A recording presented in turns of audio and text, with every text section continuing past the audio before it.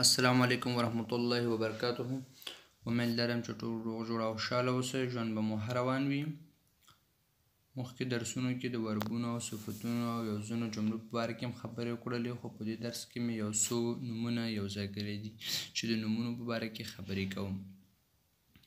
ځکه لکه څنګه چې یو فعل یو جمله په ورځني ژوند کې مهم دی چې خبرو کولو لپاره، همداسې نومونه هم مهم دي. ځکه نوم هر یو شی یو نوم لري. که چیرې د یو شی نوم تاته زده نه وي نو جمله دې نیمګړې کېږي.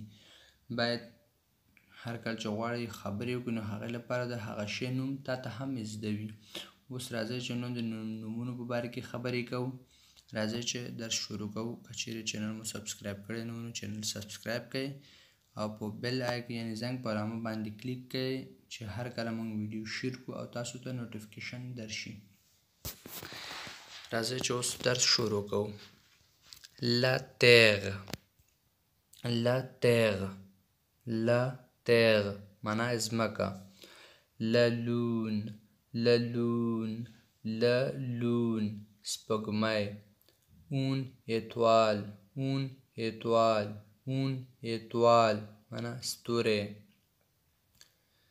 La noirceur. La noirceur. La noirceur تاریکی.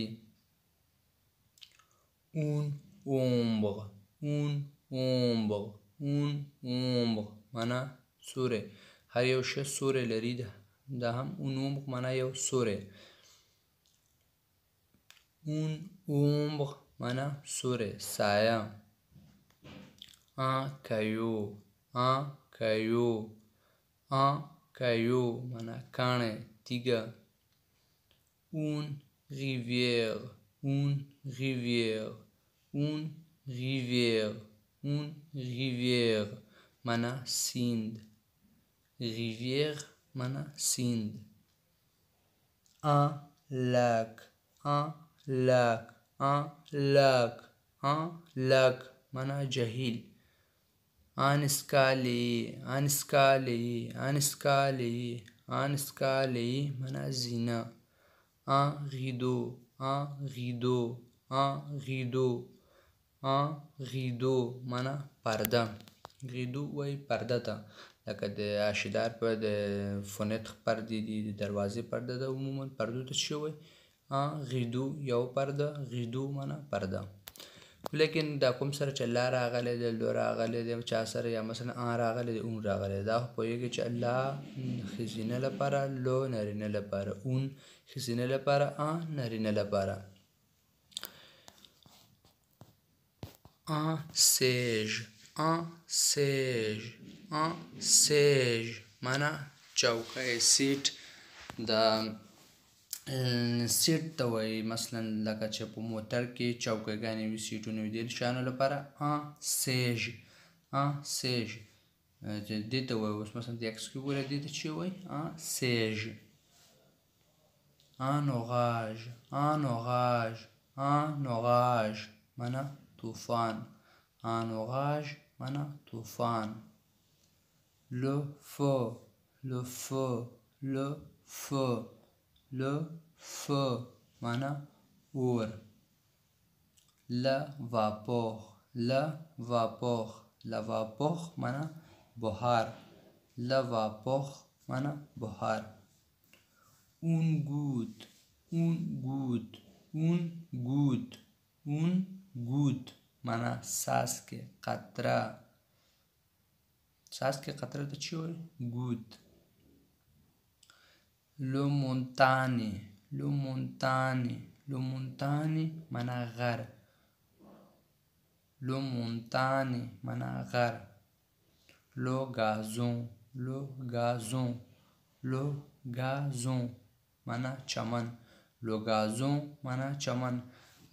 لکه پلوس هم ورته وایي که نه، له پلوس هم چمن ته وایي، le gazon هم وایي. un espace. un espace معنا فاصله، ځای، فضا. un espace معنا فاصله، ځای. un espace معنا فاصله، ځای. le milieu. le milieu. le milieu. le milieu معنا منځنی، متوسط، یعنی منځنی. un appartement un appartement un appartement معنا یو اپارتمان un appartement معنا یو اپارتمان un bon معنا چوکۍ هغه چوکۍ چې مثلا په پارکونو کې ایښودل شوې وي لکه دا په عکس کې وګوره دې چوکۍ ته un bon وایي دې قسم چوکیګانو ته چې وایي un bon صحیح شو un toit معنا بام un toit یعنی لاندې طرف نه چې د مثلا د یو اطاق لاندې طرف نه چت چې دی دې ته مثلا پلافون وایي څنګه چې پوهېږئ او پورته طرف ته چې دی دې ته پاتې شوی بام د ټولو نه سر بام un toit معنا بام lapone معنا دستک lapone معنا دستک لکه lapone de la porte معنا د دروازې دستک lapone معنا دستک un poupée معنا یو ګوډی le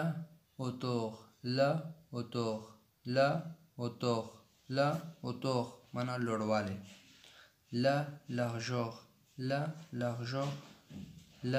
largeur پلنوالی سوري هم ورته وایو که نه پلنوالی د یو شي پراخوالی پلنوالی la